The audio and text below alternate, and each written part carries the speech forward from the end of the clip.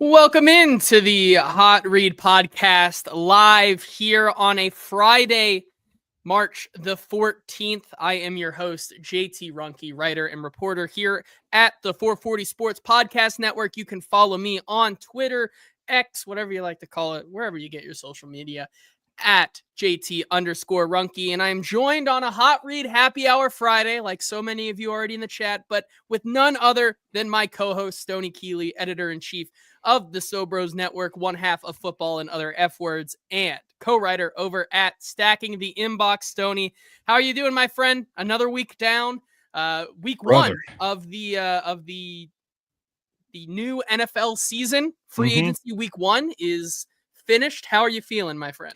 Pretty good, man. Finally, after all these months, we have arrived at another player acquisition cycle. I'm feeling pretty good about it. I'm a little twitchy. It's been a long week. It's been a hectic day, but I'm happy to pour one up for the Hot Read Happy Hour and talk about these Titans for a little bit. Yep, super exciting to do so. Reminder, if you are joining us live over on Twitter or Facebook or wherever you are watching the show and are not watching it over on YouTube, like so many of you already are in the chat, do us a favor and head on over to that 440 Sports YouTube channel where you can join your fellow Titans fans in the comments, like AJ saying, "Hey guys, have a blessed day." Why, thank you, AJ. Christopher saying, "Let's get it crunk in here, fellas, on a Hot Read Happy Hour Friday." Crunk Zach ain't dead. saying, "Woo." Joe saying, "Stoney, announce the beverage." I see you're starting off Friday night right in the Preds glass. What are we drinking today? This is a cocktail. It's a beer cocktail. I don't know if you guys like beer cocktails, but I'm a sucker for them. This is called Close Encounters of the Slurred Kind. It is from a movie-themed cocktail book that my buddy Stephen McCash of Sobros Network, host of the Drinking With podcast, gave me as a gift. It is a shot of tequila, a shot of grapefruit juice, 2 shots of Hefeweizen beer, and then it's topped off with club soda. It's a very refreshing, very delightful drink. Yeah. You know, I'm not a big fan. I'm not against the beer cocktails or the mixture of the two, but I haven't had a lot. The only one I think I had was when I was in London for the Titans Ravens game.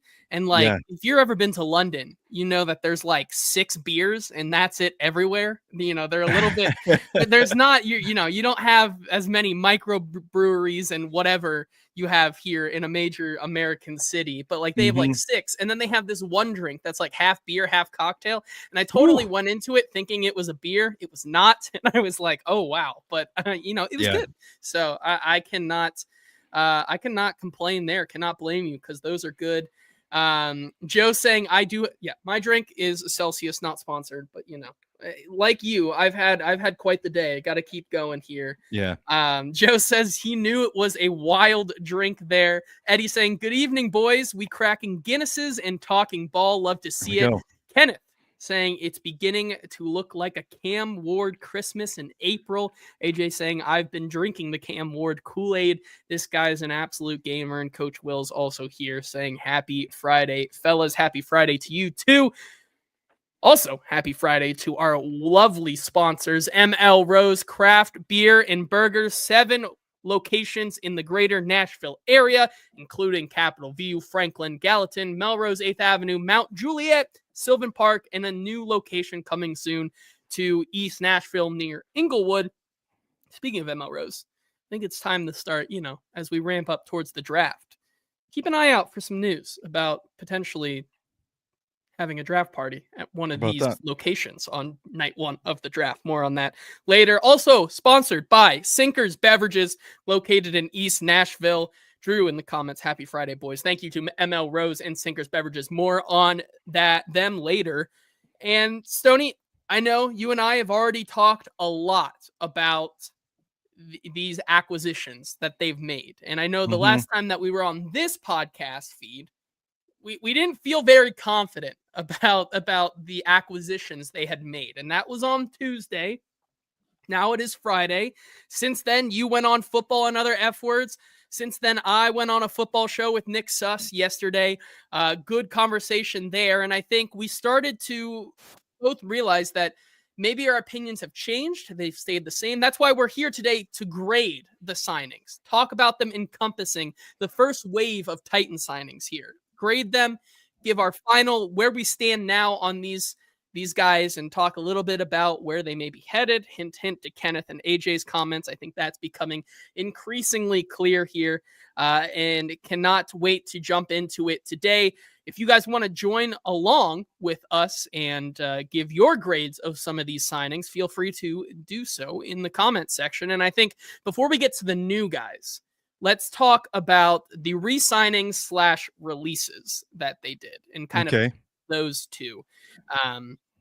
Start with the re-signings, of course.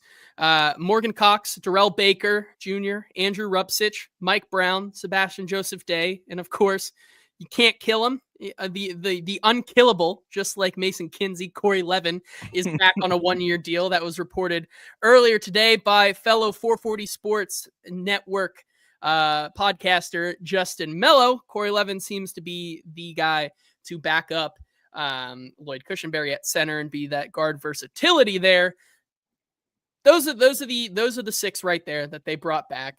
To me, that's, if we can breeze by these ones, but like for the re-signings, not much to say there. These are known quantities on this team that we've talked about for a year, but of the guys that they could have brought back, I think that's an A list. Like those are all good depth pieces / when they had to step in, I think they did a pretty decent job, like league average job, and weren't the reason this team was losing games the way they were.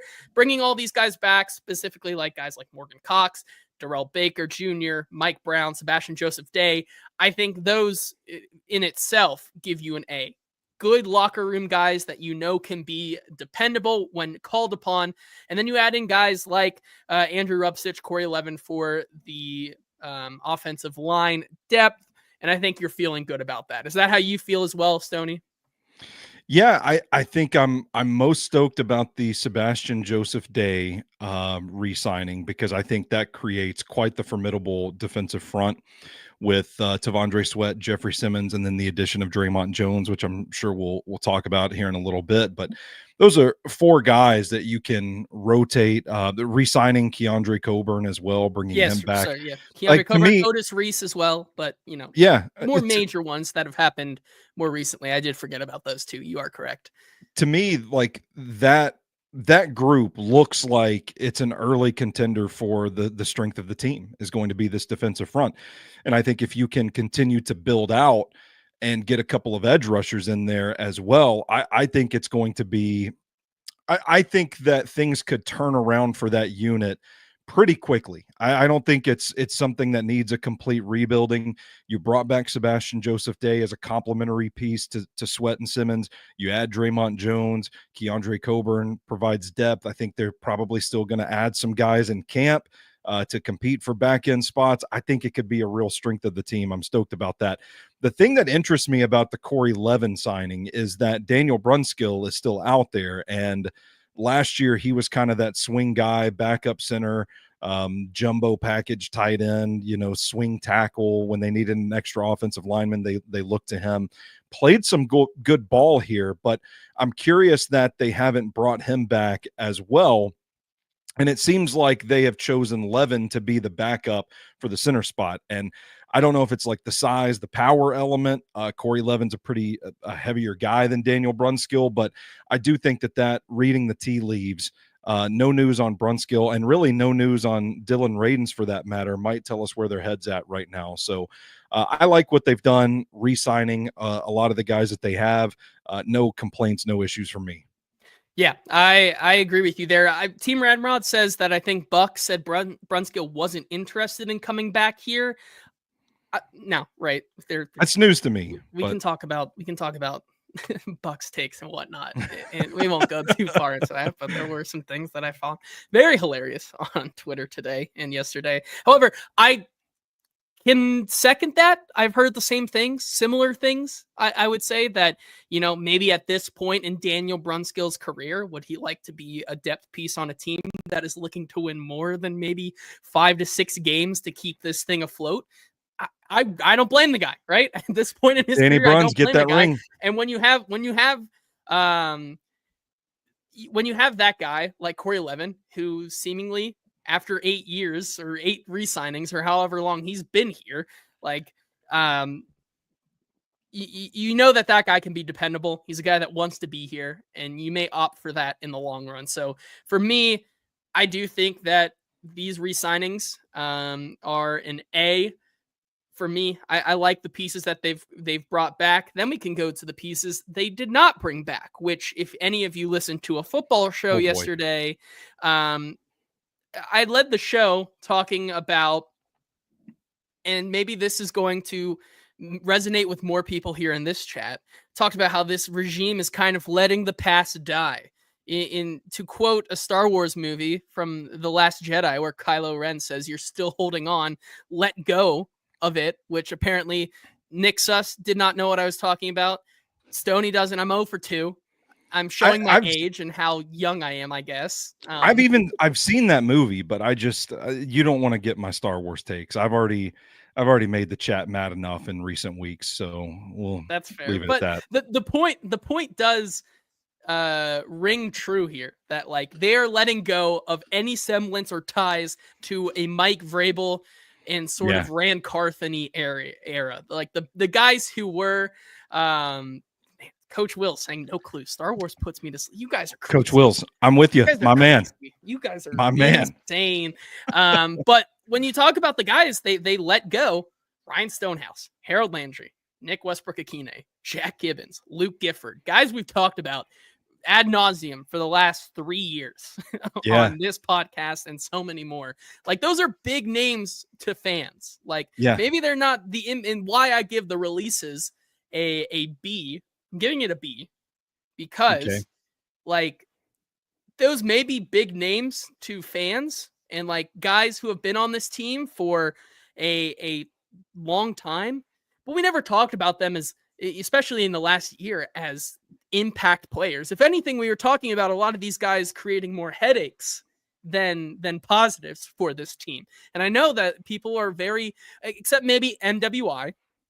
I would say NWI's Ryan Stonehouse. I think those two are worth a conversation, but I think for the most part, I'm giving it a B because, like Joe says here in the chat, Brinker ball in full effect. Drew saying incredibly refreshing to have a front office that understands they have to rebuild. You're trimming the fat off this team that is not necessarily going to be here in 2 to 3 years, right? I don't think Harold Landry, NWI, Jack Gibbons, Luke Gifford, guys who are here through the last 3 sub 500 seasons, like those are guys who are not going to improve the team in the long run. And so I'm fine with it. I think the one that still gets people up in arms is Ryan Stonehouse, but the Gifford signing tells me that, like we said on Tuesday's show, John Bones Fossil, we're bringing in the bone zone here, and we're changing things up. We're letting Fossil bone. And in this case, if he wants to bring in his new guys, which he does with Johnny Hecker, like, I'm fine with it. Yeah. I've got a question, JT, because you talk to more people than I do. You're in the room.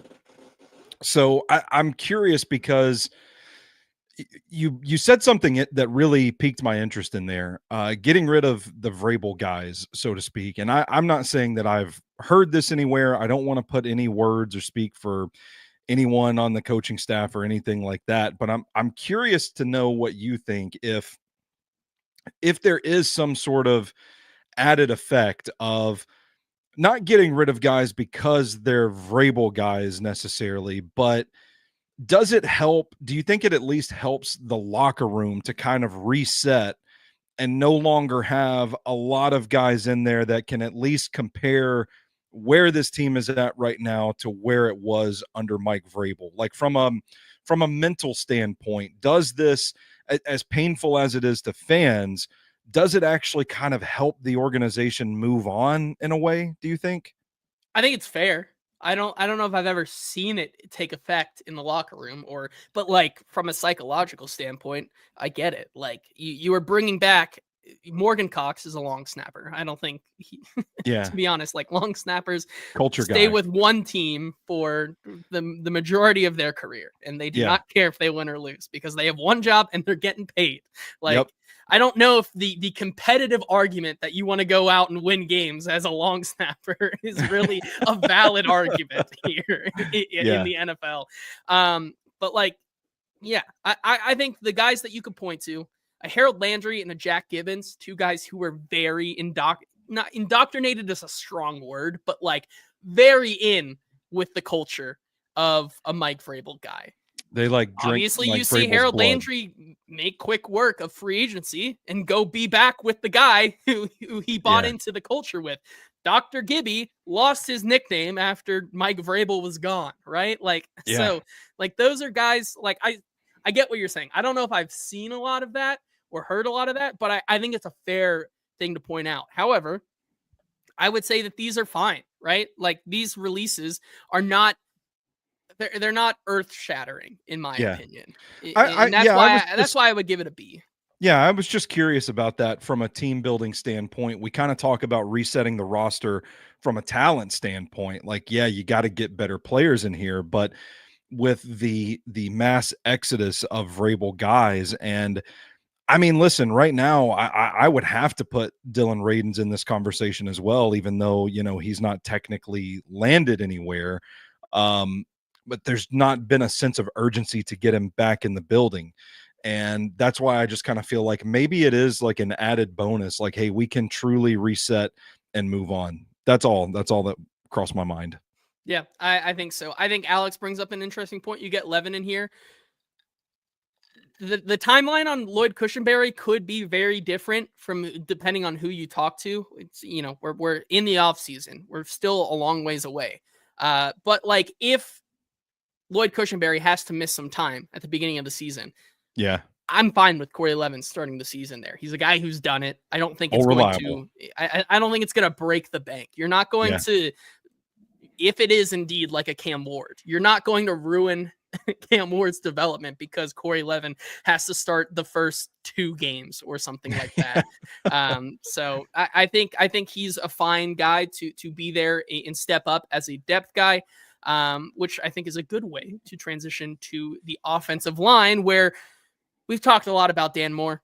Like at this point, we just be retreading the same things. To me, I'm giving it a B- because you've yet to show me that you can sustain the above average to at league average play, especially for that money. I think it's a fine signing. It fixes a bunch of positions, but I'm going to give it a B- because while you do address the position and you build up that offensive line, it's a lot of money, and I know you have to do it, but I'm still going to give it a B- just for that. Yeah, you're a little more gracious than I am. I would give it a C, and just the bullet points in case there's anybody watching this evening that hasn't been able to tune in for Football and Other F Words or Tuesday's Hot Read or a football show or any of that. You know, I think they kind of did what they had to do to get that position solidified, and I think that on paper the offensive line looks much improved. I think Dan Moore Jr. is an average NFL left tackle. I think he has some good traits, and I think he has some bad ones. I think he's really good in some situations. I think he's kind of sloppy in others. I think there's a middling quality to Dan Moore Jr.'s game that you hope, if you're the Titans, you've invested in a player that is still on the upswing and the trajectory, the arrow is pointed up, that you can iron out some of the deficiencies. I think his hands are really inconsistent. I think his feet, when he's trying to anchor and plant, and that's really inconsistent as well. You hope you can iron those things out, and it vastly improves your offensive line just by virtue of stabilizing that position and then greatly improving right tackle by moving JC Latham across the side. But it is a big commitment. It's a time commitment, and you're banking more on potential than production at this point, and those are always risky moves. So that's why I'm kind of give it a C, right down the middle. It's okay. I don't think the sky is falling like some people are that point out the sack numbers, but I also don't think it's sunshine and rainbows either. Yeah, I I think that's a fair way to look at it. Joe saying Dan has to not suck. That's his challenge. Fair enough. Here, Team Ramrod saying Dan the floor more. I like that. Saying you're giving a B- to the player who gave up the most sacks in the league. Sounds like a C to me at best. Listen, he's young. You're paying him a lot in year one. And the challenge is to not suck. Like, if you're not sucking in year one and you get past year one with average play, and then you look at the rest of that contract, I think you're feeling a lot better about a guy like Dan Moore. Yeah. Only 26, has 4 years in the league. You talk about the trajectory. If last year was his best year, like there's reason to believe that under Bill Callahan, he can continue on, which I think is why I would give it B-. There are things to like about Dan Moore in some aspects. Yeah, I think it was smart from a contract standpoint too. I know like 50 million over the first 2 years is just ridiculous asset allocation for what he is, but I hark back to they did what they had to do to get him, because I know there were a couple of other teams interested in him and the Titans felt like they needed the guy. But from a contract standpoint, yeah, it's a 4-year deal. I do think that is a pretty major commitment, but there is an out after a couple of years. And at that point, it could be time to pay J.C. Latham. So Dan Moore Jr. kind of buys you some time if you think you can harness the skill out of him and get him to play his best football here in Tennessee. You can hold on to him for a couple of years. And then if you decide you want to pay J.C. Latham, you can go draft your next left tackle, pay J.C. Latham, and then you're in a pretty good situation on down the road. So not having to owe 2 tackles money, so to speak. So I think, there is I'm not saying that they had that in mind when they made this deal, but the way it's structured, you can at least glean from it, hey, this is an option if we get to that point, and that's the decision we have to make. Yeah, and I think we'll get to wide receivers here in a second, but we can finally put to rest the Cooper Kupp conversation because he is going to the Seattle Seahawks, so stays in the division. Probably motivated is what I call that signing. You want to let me go? Fine. I'll go to a division rival and I'll show you why you should have kept me around. I think that's a fine signing for him. Personally, I never wanted him to come here. Team Ramrod said, we were so close to adding him to the Randy Moss, Julio Jones, Andre Johnson, DeAndre Hopkins graveyard. So close. Yeah. And you knew that man was not going to play more than 7 games for the Titans this year. You just knew that was going to happen. Absolutely. And he indeed came here. However, a couple more comments here about him. Shrike saying, the signing itself is a C-. The overall help to the line by allowing JC to move to the right is what makes it a B-. I think that's fair as well. Fair enough. That also adds into the discussion here. Moving JC Latham and fixing 2 positions, and not fixing, but making it more consistent at 2 positions, I think is why the move is fine with me. And I think, like Cristoforo says, the right side looks to be shored up for at least a year. Drew saying, wish the hands were better, but the Titans finally went and got a rangy athletic tackle. I'll take it. Team Ramrod also saying, even though he led the league in sacks, there's some context to those sacks. I do agree with those as well. But also, and we'll get to this with the offensive line as a whole, Dan Moore, 66 out of 68 possible games played. That's 97% of his career games in 4 years. And over 1,100 snaps. At this point, I would wager that for this team, having a dependable option there that is not going to go down and create another tackle carousel like we saw last year and the year before that and the year before that and the year before that is way more important to me than getting a star-studded left tackle or right tackle to be a developmental guy or project for the future. You need results now, and you need one guy to stay at that position now. And I think that's what also gives Dan Moore, some positivity there on the left side. Well, there aren't too many guys that hit free agency that still have the upside of, hey, this guy's best football could still be ahead of him, and those guys tend to get paid. And I do think it's interesting to note that Pittsburgh seemed to have been actively trying to replace him for the last couple of years with the Broderick Jones drafting, the Troy Fautanu drafting, those things, be it injury, be it play, performance on the field, didn't pan out. But now they opt to move on from Dan Moore Jr. And here he is. Yep. Overall, I think it's going to be a prove it, especially in the first 4 to 5 games. Like, prove to us that you can do it, and we'll go from there. Now, on the other side of the line, next to JC Latham, the Titans also went ahead, and after we were done on Tuesday, signed a guard, Kevin Zeitler, from the Detroit Lions, 35 years old, over 1,000 offensive snaps played in 2024. Once again, another guy where the key message here is consistency. 198 of 212 possible games played. That's 93% there on a 1-year, $9 million deal. Kevin Zeitler gets an A- for me. It would be even better if he wasn't 35. Like, that's the only knock on him. This guy has been a pro's pro and has played at a good level to elite level year after year since he was drafted in 2012. Like, this is a good veteran to have in your room. It's a good veteran to have on the offensive line. I think he creates that stopgap for you on a 1-year deal, which also, I think, when we get to the end here, there are 2 moves that tell you where this team is headed in the NFL draft. And I think Kevin Zeitler is one of those.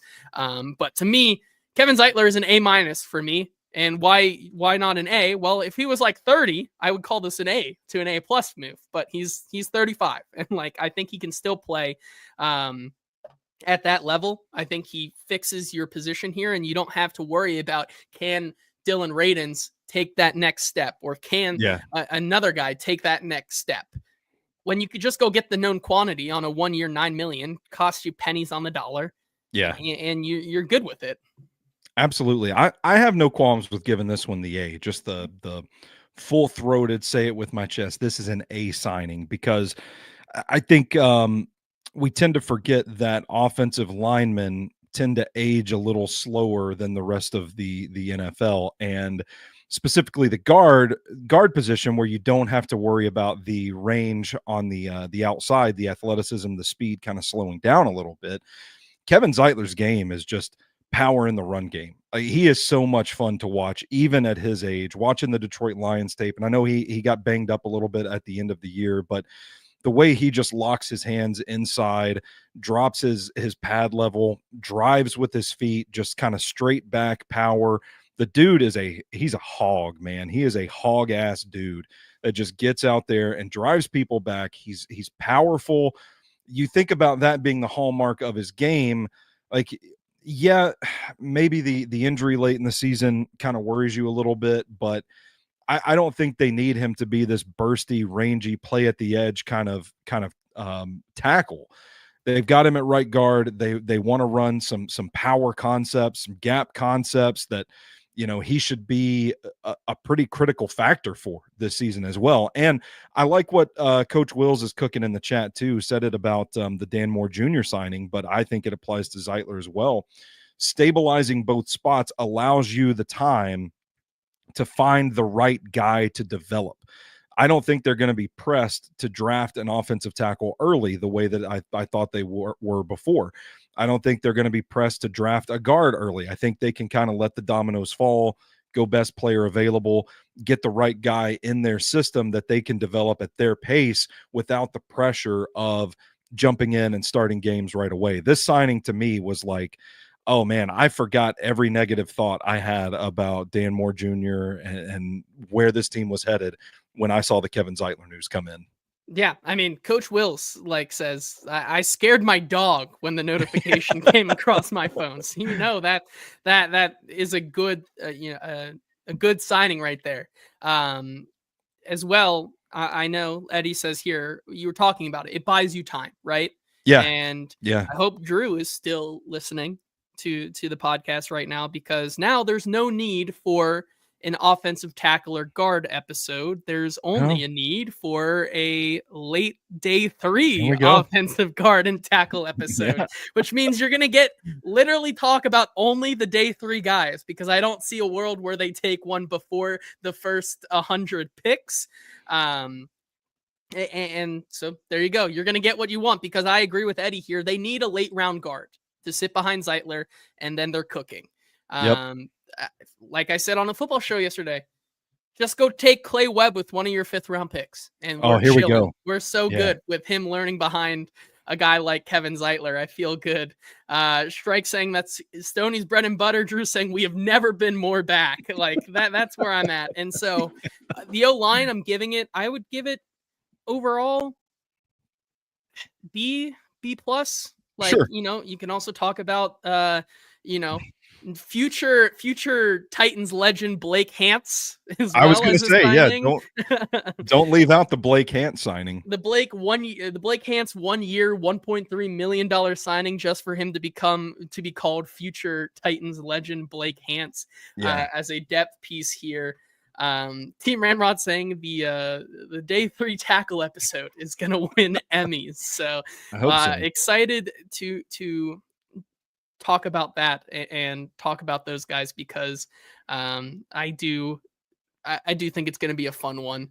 Ed Henry saying, I think Duncan is your late round guard, fits the size mold Callahan once. I don't think it's out of the realm of possibility that we could see a guy like Jalen Duncan move to guard.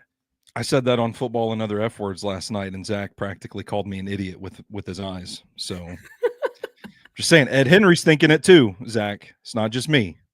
Yeah. So great. I love that. I don't think it's I think there's some things to like about him there, but we can save that for another episode, because we have to thank our wonderful and amazing sponsor, ML Rose Craft Beer and Burgers. 7 locations here in the greater Nashville area, including Capitol View, Franklin, Gallatin, Melrose 8th Avenue, Mount Juliet, Sylvan Park, and a new location coming soon to East Nashville near Inglewood. They're a growing business, and they're creating even more spots for you to go get some of the best beers on tap and food, because with over 25 beers on tap, a loaded menu, including their burger of the month, the Stout Burger, which I just had last week. Oh my God, literally incredible. I'm thinking about it right now. There's a reason why you have to go out to an ML Rose and get you some of this food, because it is absolutely incredible. March Madness coming up next week. You can probably find me at the 8th Avenue ML Rose next week, watching some basketball, having some beers, and eating a burger. The 3 Bs that you need in life. Thank you to ML Rose Craft Beer and Burgers for sponsoring the show, along with Sinkers Beverages, a 4-time Best of Nashville Liquor Store of the Year. Simply have the best selection of beer, wine, and spirits in the Nashville area. They've been in business for over 40 years. You got to go check them out to get all of your alcoholic needs. Make sure to sign up for their in-crowd for special tastings, events, allocations that you can only know about when you sign up for the in-crowd. And if you can't make it out there, don't worry. They deliver the booze to you. They drive so you can drink. Just search them up on Uber Eats. Sinkers Beverages, thank you to them for sponsoring the show. Let's get to some of these comments before we get back into the offensive side of the ball, and then hit some defensive notes, because I think the defensive side of the ball, there's a little bit less to talk about, because I think most of the signings are fine. Like, I like them. They're good. AJ saying not any huge splashes, more so trying to get jail out a decent foundation and take a swing potentially on Cam, give him a decent line, maybe pick up another wide receiver in the draft, and cross our fingers. Eddie saying, got to bring back the Cox. And that's what they did with Morgan Cox, bringing him back. Joe saying that they should have just had to rebuild the moment Rand was brought in. They were delusional. I kind of agree with that. I do want to bring up this comment because I think it's very funny, because we didn't get to talk about this on Tuesday. But Shrike saying on the Radens part, they were going to start Sadiq Charles, a guy that retired to get away from Tennessee, over Dylan Radens. I think that's all we need to say and know about their thoughts on Radens, and maybe his thoughts on returning here as well. That's a great point. Saying, what player from the Titans will you most likely see next go to the Pats after Landry? Listen, I said when the second they announced that they would not be bringing Jack Gibbons back, I tweeted out, oh, that's because he's already on his way up to New England. Like, if Jack Gibbons is not on the New England Patriots, then that tells you all you need to know about Jack Gibbons. NWI not going to New England. I don't know if there was interest there or not. However, I do think it's telling that, he goes to Miami instead of Tennessee on a similar deal. Good for him, by the way. I think he deserves that contract. Mm-hmm. I thought he could have gotten more. Wish him all the best. Go live up your life in that warm weather outside of Tennessee. And, go catch some hospital balls from Tua Tagovailoa. I guess. I know people are going to laugh at me, but I do think that Miami has a much better shot at winning a Super Bowl than the Titans do, at the very least. I'm not going to call them a contender. I know I made a joke in our group chat about, NWI's ring chase and going to the Dolphins. But I do think that they are poised to be a playoff team. And you know what? He's closer to home. He's like from the Florida area, somewhere down there. I don't know. I just remember hearing about that on the radio this week. So you know what? Good for him. He's happy. Here's Curtis real quick. I do want to bring this up. He says, what about the leaves needs? What about the tree needs? It's always liquor. Well, guess what? Yeah. Singer's Beverages also has maybe the biggest selection of THC drinks I have ever seen with my own two eyes. They have an entire aisle and a half of different THC drinks. So they've got you covered over there. You got to go check it out. I highly recommend it. It's a fun time. It's like an adult candy shop, right? You can never get too much of it. I'm excited to head out there soon because we have a big trip coming up. I got a couple weddings, so you got to stock up, and that's where I go. How about that? You're just saying, well, I'm in. Had no clue. Exactly. On the offensive side, before we switch over, Van Jefferson signing. I D. Whatever. I don't know what it is. I don't want to beat up on Van Jefferson, but I'm not. I hope he's not watching the Hot Read podcast today. Maybe he is. Maybe he's a fan. Yeah, I don't know. Listen, I don't want to beat up on the guy, but I'm not too tore up about the signing because I'm not confident he's going to make the team. So, I mean, it is a decent chunk of change for him not to make the team. But $2.5 million? You could have just given that to NWI for him to make the team, I'm just saying. I'm hating. Listen, I'm hating. He's gonna get like 2 60-yard catches this season. One of them's gonna go for a touchdown, and that's gonna warrant the $2.5 million. That's probably fair. I give it a D not because of who Van Jefferson is. I give it more so on the way they've attacked the wide receiver room because it essentially sets you up to the point now where cat's out of the bag. They're most likely taking Cam Ward at 1. You're either complimenting Cam Ward with a wide receiver at 35 and figuring out something else later in terms of edge rusher, or you're taking an edge rusher at 35. Yeah. Now, hopefully you can trade back. And I still think there's time and there's availability. But let's say you're at 35, right? And Luther Burden and Donovan Ezeriku is on the board there. You're not trading out of that pick at 35 if you have the chance to take a Luther Burden or a Donovan Ezeriku at that spot. And so that becomes the dilemma. Do you if they don't go out and get another edge rusher in free agency, if they don't go out and sign another veteran wide receiver in free agency, that becomes the dilemma there. And so we can tie it into the edge position here. Currently at wide receiver, that's the dichotomy of it. You either have to pick the wide receiver, you have to pick the edge at 35. Hopefully you can just trade back and take one in the second and one in the third on the top 100 picks. But if not, that's where I see more of this D coming from, because I think they do address edge in that second round if they don't trade back. Even if they do trade back and they still are in the second there, I still think they take an edge with that second round pick, which is leaving you either a third and early day 3 pick to address the wide receiver room. There's some good guys there, but are those guys going to be set it and forget it wide receiver 2s from the get-go? I'm not sure about that. Yeah. I'm with Eddie. If Luther Burden is there at 35, I will do heinous things to get him on this team. I'm a big Luther Burden fan. I don't understand why his draft stock is tanking. People are saying he might slide to 35. He might actually be available there. I know there are some like vague character concerns. People say he was kind of a diva about that offense, but if you watch that Missouri offense, I don't think anybody could blame him for being a diva about that. Like, what are we doing here, guys? That sort of thing. But I also, man, Joe's comment made me laugh so hard. The where was it? Van signed to play for his hometown team and is getting his shit kicked in. That's welcome home, Van. Welcome home. Everybody is Brentwood shitting on the native. signing. Yeah, but I think the perspective yeah. there for that signing is I think a lot of people are kind of getting carried away that Van Jefferson's going to be wide receiver 2, or he's going to be this team's plan at wide receiver 2.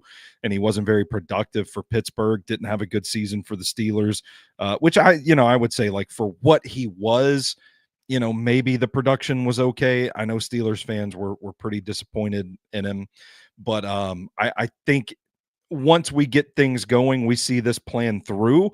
I think Van Jefferson will be slotted more appropriately in fans' minds, and I think people will all kind of calm down on the signing once they finish building out that room. And I do think my grade can change, because I do think that Shrike brings up a good point. They're treating the wide receiver spot like the Chargers did last offseason, or like John Robinson for 90% of his time here. Yeah. I wouldn't call it the Chargers, but I know Drew had another similar comment of how similar this approach to free agency is to the Washington Commanders. It's similar to what the Washington Commanders had at wide receiver last year for a guy like Jaden Daniels. Now, do I think Terry McLaurin is the better receiver than Calvin Ridley? I'd take Terry McLaurin over Calvin Ridley every day of the week and twice on Sundays, personally. But I think when you're looking at that, like, outside of Terry McLaurin, you had De'Ami Brown, Olamide Zaccheaus, Zach Ertz, and Noah Brown. Like, I think there's something to be said that if you have a room of, like what Drew says, Calvin Ridley, Kyle Williams, Dante Thornton, Bryce Oliver, Van Jefferson, like, if you have, I'm with you on Kyle Williams, maybe not as much on Dante Thornton, but like Speed, Calvin Ridley, 2 young guys, Bryce Oliver, Van Jefferson, and the corpse of Traylon Burks. Like, I think you can get away with that in year 1. Like, now, if that's how the plan works out and they do double dip, then my grade will change. But if they come away with 1 receiver in this draft, I don't know how much more, like, it then becomes the question of, you really needed to address the wide receiver position and sign a veteran. And the guy you signed was Van Jefferson. Like, at that point, we're like, what are we doing? It's optics. It's just the look of it is just kind of, I don't know, especially the timing of it. Like, the announcement came like right after NWI signed with the Dolphins. So everybody's just in their feelings about all of that. And then it just pops up. Oh, but we got Van Jefferson though. Like, it's, it was tough. It was a tough break, tough scene.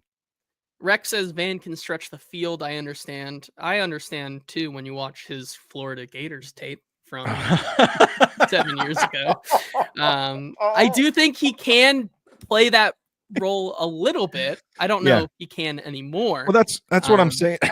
Excuse me. That's what I'm saying. Like, you look through his game log from 2024 and it's like, I'm trying to find a game to watch, and he has like 60 something yards against the Giants, and then there's 43 yards against one team, and then you realize, oh, that 43 yards came on 1 catch. So that's kind of the player that he is, right? And I would kind of harken back to the days of Khalif Raymond, when Khalif Raymond was this team's like wide receiver 4 slot gadgety kind of option that could, get between zones and make a big play, up the seam or on the post route, something like that. Like, you take a chunk play, you take a shot at a chunk play with a guy like that. That's kind of how I see him. Like, I don't see him doing what NWI did for this offense a season ago. Yeah, that's fair. I think that's Bryce Oliver's to lose at this point. But I do think that they still need to address something with the slot. I do think that is still needed. And Drew says Elijah Moore feels like the only remaining option with any juice whatsoever, could be that immediate starting slot guy. However, I'm still on the train that if I had to pick one, outside of maybe Cam Ward, one player in this draft to be a Titan, it's Jalen Knoll. Like I was just about to say, some way, somehow, yeah, that Jalen Noel finds his way into being a Titan, and I feel a lot better about this room for sure. this class is loaded with like the shifty slot guys. Jalen Noel, I think about This year's version of sorry, not to interrupt you, but like this year's version of the Jaquan Jackson dichotomy is like if they trade back into the third somewhere and Tez Johnson and Jalen Noel are both on the board and they take Tez Johnson, I will be doing the Zach Lyons. What are we doing here in terms of the Jaquan Jackson pick? Like Jalen Noel, man, he would slot nice into this offense. Yeah, and then you've got like some day Rex. three I know that's what you're. I'm just joking with you. So like the day three guys, like somebody in the chat mentioned Ty Felton. I like Ty Felton quite a bit. He's a speedster that can run out of the slot. Jalen Lane out of Virginia Tech. I don't think has the best tape.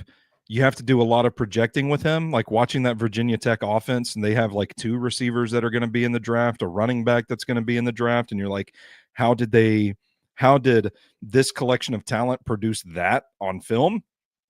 I get that, but I like the athletic testing. I like some of the tape that I've seen. I thought Jalen Lane had a quiet week, or a quiet, sneaky week at the Senior Bowl. I think he could be an option as well. LeJontay Wester out of Colorado. I mean, there is a wealth of guys. We talk about this being kind of a weak wide receiving group this year. I feel like that is going to be the strength of this group, is just this run on slot guys that we're going to see in the middle rounds. Yeah, you always love a good run on slots. Yep, especially in Las Vegas. I agree with you there. Running on the slots, we love a good run there. Defensive side of the ball, Dermont Jones. Yeah. What thoughts? Like I think he ends up, to me, like 28 years old, 1 year, $10 million deal. Very much in the model of what the Washington Commanders, of just getting some NFL savvy vets to come in here and help out and play their role to the best of their ability. And what his role is that inside-outside versatility this team hasn't seen since maybe a guy like Danico Autry a year and a half ago or whatever it was. I think he ends up having the potential to play on the outside, and he is someone who helps out your edge room a little bit. He also builds the defensive line room, as Tyler Kitt says, a diet Danico Autry. I think he rotates with Key on either the right or left side, whichever one. And then they have a draft pick on the other side. I don't think it totally fixes your edge room, but I do think it gives you more rotational depth and the ability to rotate guys like Arden Key and Dermont Jones and really be able to get the best of both. So I'd give it, it's an average. It's fine. C+. Like, that's fine. It's a fine deal. Yeah, I'm gonna give it a B. I'm pretty high on this signing, and I see Tyler in the chat calling it Diet Danico Autry. Like, from a utility standpoint, yes, that's kind of the role I can see him being used in, is a situational rusher, kind of an edge setter, playing out wide, and then kind of kicking inside in the in obvious passing situations. Yeah, like Drew said, 5 tech on rundowns, 3 tech on pass downs. Like, move him inside, move him outside, depending on how you need him. I think he's a reliable player, versatile piece. You can move around the defensive front. I think it really adds a little bit of juice and a little bit of versatility to this unit. Yeah, I agree with you there. I do think that they still need to add one more piece, whether it is like a 1 year, 4.5, 5 million. Azeez Ojulari would have been an interesting guy to get in here on a rotational style as well. Apparently, he seems to has his sights set on the Philadelphia Eagles, which, of course, why wouldn't he? Another reclamation project that's just going to work out so well for them. But I do think they end up bringing another guy in. But like Joe says, 45 pressures is good. I think it's a fine signing. I think it has the potential to be really, really good. But Joe also saying Azeez too injured. I think that's also, like, once again, dependable guys. Yeah, like all these guys that they're signing have played a ton of snaps in recent seasons. Yeah. Another guy who played a ton of snaps in recent seasons, Cody Barton. linebacker that they signed. We weren't too high on this deal. I think on Tuesday, he's played 95% of his games that he's been able to. He played 95 out of 100, which if you aren't a math person, that is 95%, give or take a few. Cody Barton, I would have given this a C+ before the Murray trade. Yes.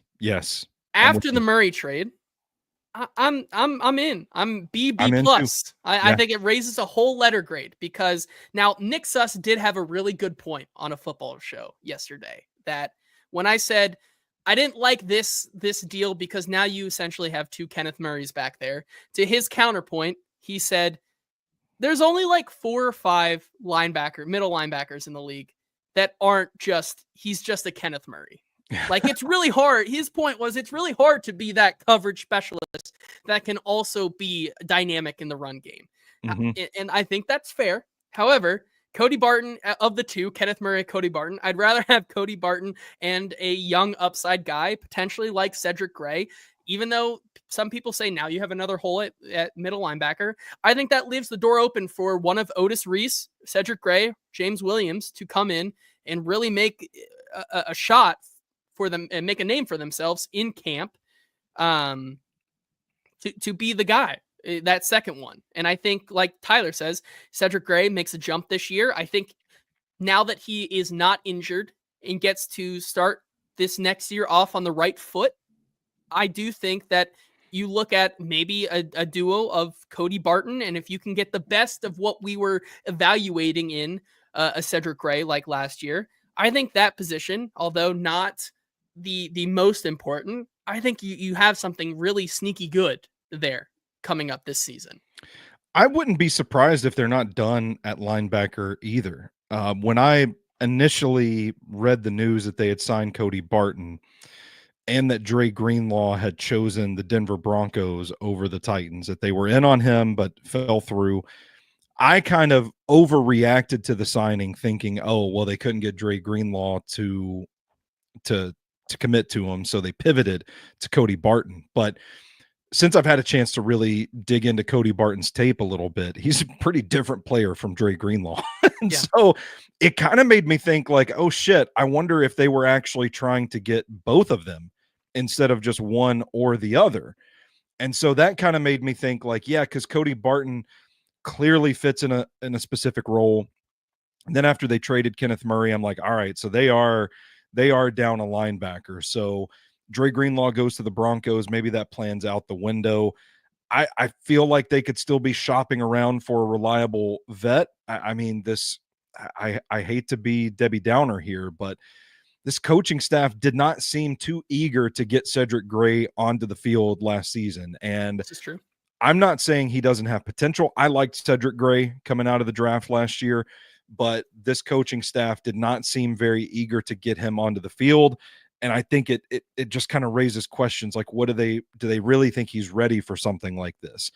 James Williams, I think, is being discredited in this race as well. I liked him a lot. Special teams ace too. Like, they have some pieces, but I don't know if they're looking at these guys like they're quite ready to take on a full-time starting, build the defense around this guy kind of role. And it makes me think they could still add somebody in free agency. Yeah, I think that's fair. So overall, I'm good with the signing right now. B+. Once again, in the grand scheme of things, if you get the edge and you get the front 7 right, like if you get the front 4 right, I should say, and you have your corners playing as well as they can, L'Jarius Sneed coming back, how important really is that other guy next to a guy like Cody Barton?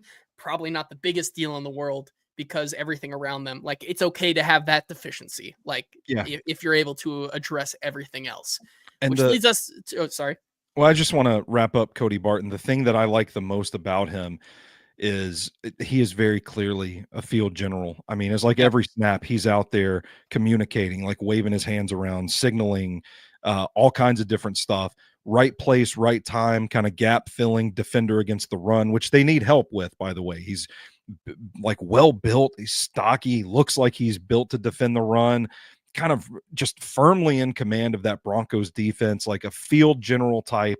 I was really impressed by that. I think the situations that you don't want to put him in are when he has to turn and run with a speedy tight end, slot receiver, twitchy running back coming out of the backfield. He seems a little stiff turning those hips and turning to run with guys, and specifically like the freelancers. I know I watched the playoff game against the Bills, and like Dawson Knox kind of jarred him loose a little bit, ran right, and then turned left when the play broke down, and Barton was just kind of spun out, didn't really have the recovery speed to get back to him, and allowed a big catch. So those situations you want to do your best to scheme him out of. But on like 8 out of 10 plays, he's going to be a reliable run defender that is just in control, calm, cool, calm, collected at that linebacker spot. Yeah, I think that's fair. And that leaves us with just one other position that they made a signing at, which is at safety. They signed Xavier Woods, another guy who last year was a full year starter for the Carolina Panthers, has played 123 of 132 possible games, 93%. To me, this is a B-plus signing. This is a guy who is good at football. You paid him to be good at football, and he's going to play most of the football for you and be good at it. Like, this is a B-plus signing. You put him next to Amani Hooker. You have Mike Brown as depth there, a guy who can fill in if one of them were to go down. But ultimately, you probably get a UDFA or two in here. But I think I'm good with the signing. I like him as a player. He's been in the league for a long time and has been dependable in the league for a long time. And he's still, despite his age, in demand for a reason, because he plays a lot of football at a good league level. Yeah, I'm with you. I mean, super steady guy. I don't know that he's going to do anything that really like wows you, but I mean, this is a good get for the locker room, for the rebuild. Like these are the model guys that you want your young dudes looking up to and saying like, how can I be like that guy one day? I haven't had the chance to really dig into his tape quite yet. I'm going to do that this summer over on Stacking the Inbox for all of these guys: Dan Moore Jr., Kevin Zeitler, Xavier Woods. It's going to be a stark contrast to last year when I was profiling like Calvin Ridley and L'Jarius Sneed, but I digress. So like right now, the draft is the main priority for me, but I am looking forward to digging into some of these guys a little bit deeper, because I think they are lesser known names that people didn't watch a lot of this past season. So I'm excited to profile them, but I think it's a smart signing. It's another stabilizing signing at a position that Coach Wills took the words right out of my mouth again. Another buy time guy. It's going to buy you time to find the foundational pieces for the future. Especially when they could have given a multi-year double-digit deal to someone like Javon Holland, right? Mm-hmm. Like, I think this is the better way to go in terms of how they're building this team, and I think that's essentially what you want. And kind of saying my Andrew Makuba dream is fading as fast as JT's trade down dream, which leads us to the ultimate grade for this free agency wave one, we'll call it. Mm-hmm. I'd give it a B. I think it addresses a lot of needs. You don't get a lot of superstars out of it, but we saw how well that worked last year. It works for the kind of design that they're going for, which is a Commanders-esque model where, taking some other parts about trading some players away that don't really fit that model anymore. And when you look at the signings, we didn't really talk about Brandon Allen, because I think that's where this next conversation here leads, is that you look at some of the two most important signings that tell you where this team is going. The Kevin Zeitler on a 1-year deal and the Brandon Allen deal tell you that this team is gearing up for Cam Ward to be their quarterback. That's what it seems like. Kenneth, my trade down dream has been dead since Sunday of the combine. Like we're coming up on on like almost a half a month since that dream has been dead. However, like the deals that they're giving, these 1-year deals specifically to guys like Kevin Zeitler and Brandon Allen. Brandon Allen, I think even if he doesn't beat out Will Levis for the backup job, Brandon Allen is your Trevor Siemian of last year. That he is the Callahan guy. He's worked with Callahan. If it is not Cam Ward at 101, it's going to be the funniest thing ever. And like this city will burn because everyone's head will be in a blender at that point. I think you set Cam Ward up nicely for his year one. Now, does that does this win you a lot of games still? I don't know. I still think you have to look at it once again.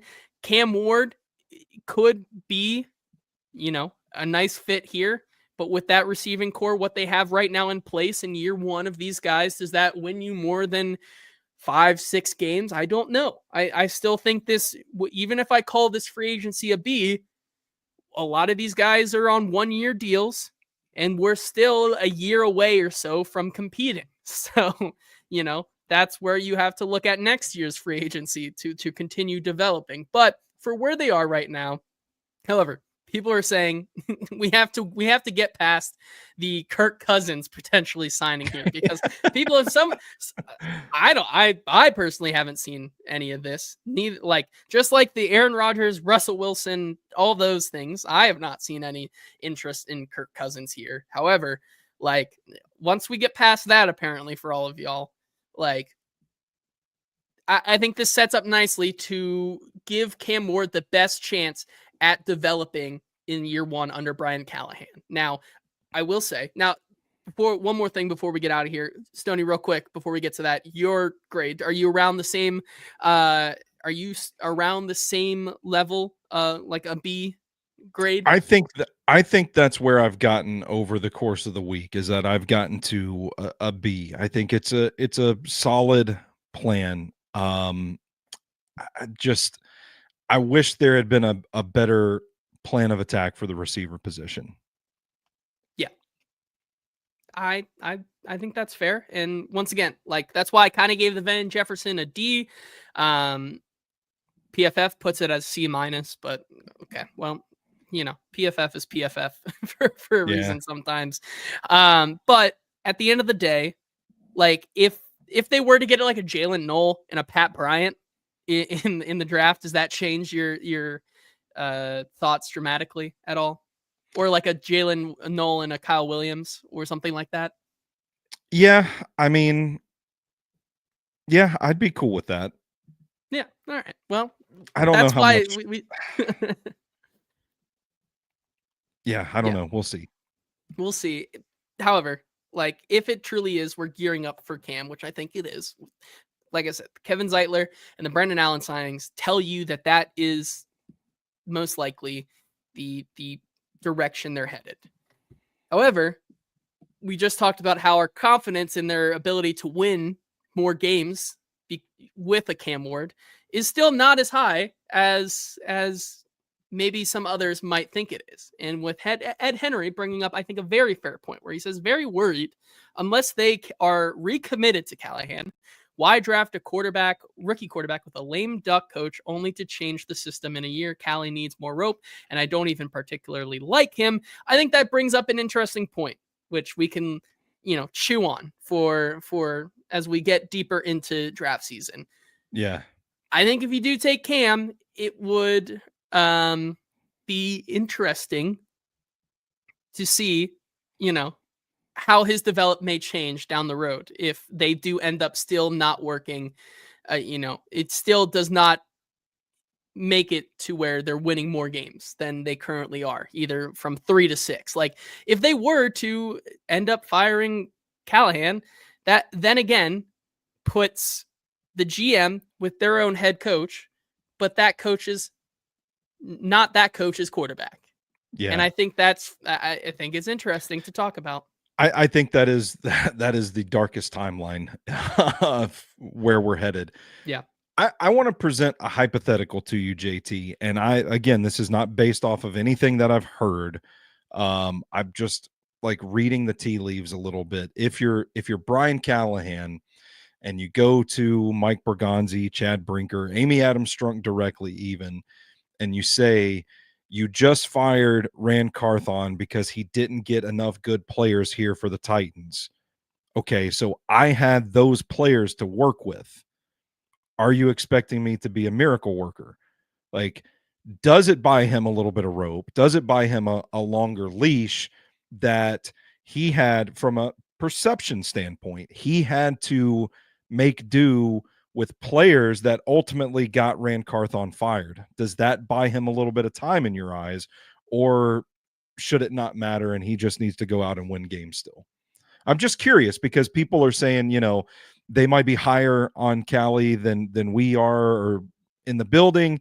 But I'm just kind of wondering if maybe there is more of a commitment to him, because that is kind of the only thing that makes sense. If you're talking about the long-term health of your franchise, it doesn't make sense to keep the head coach, fire the GM, and then clean house and just, have the lame duck coach. It's the Matt Eberflus situation in Chicago all over again. Why bother with that? It doesn't help you on down the road. So maybe he does have an argument that, hey, I had to work with Rand Carthon's players that ultimately got him fired. Let's just wipe the slate clean, start now, and there's new buy-in long term. What do you think about that question? I think it's fair, but is the NFL a fair place? No, it is not. And I think that all relies on how Amy Adams Strunk approaches her decision making this year when she has stepped back this offseason. We don't know if she would reinsert herself in that situation. And I think that's all dependent on her, and that's something we can't know. But I think it is very fair. Like Coach Will says, throw it back at them. Try to flip the argument. I like it. I try that with my wife and always lose, but I will die trying, which I think is very, very, very funny. But I think that's an interesting conversation that we post-draft, whatever direction they go, that's where a lot of the discussion will head. However, for now, I think as free agency has started to die down, Kenneth alludes to, we're getting ready for our top 10 positional breakdowns. Is that right? It's time to get into the nitty-gritty of draft content here. I know you've been doing a lot of work in the background, Stoney. What are some of your most recent player profiles on Stacking the Inbox? Stacking the Inbox. I've still got the Jalen Walker thing sitting in the drafts. That's going to be out tonight. Maybe it'll be early tomorrow morning. Wrote a column earlier this week, kind of rounding up the Iowa State receivers, the Georgia pass rushers. There's some Darius Alexander in there. There's all kinds of stuff. And then this week, I've got my list. I got like 20 guys a week. I'm behind, but I'll be wrapping up for the next column.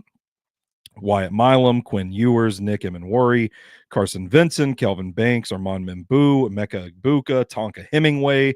Tonka Hemingway, a name we haven't talked about. What do you think of him, JT? He's got a future in the NFL? Maybe. Okay. Maybe. Derek Harmon, Donovan Ezeraku, Nick Scorton, Tyler Booker, Shamar Stewart, David Walker. I've got all the tape. The hay is in the barn. I just got to sit down with my notes and write out the evaluations, put them on my big board. And then next week I've got 30 more, and then 30 more after that, and then 30 more after that. So look at you. Never grinding. It's grind time. Dude, I'm so behind. I am so behind. This time last year, I already had 150 evals done and written. And right now I think I'm currently at 67. So I'm way fucking behind. Oops, sorry. You know what? Wrong. You know what? That's okay. We appreciate the work you do. But yes, the getting back into the nitty-gritty of talking about prospects is where we're headed next, which I think we might start next week. Which, programming note, I don't know if we'll have a show next Tuesday. Some things going on. We'll figure it out. But if not, we'll be back next Friday to talk prospects, anything else that happened, and get back into the nitty-gritty of draft season. Thank you to ML Rose, Craft Beer and Burgers, and Sinkers Beverages for sponsoring the show as always. And until next week, this has been the Hot Read Podcast. We will talk to you then.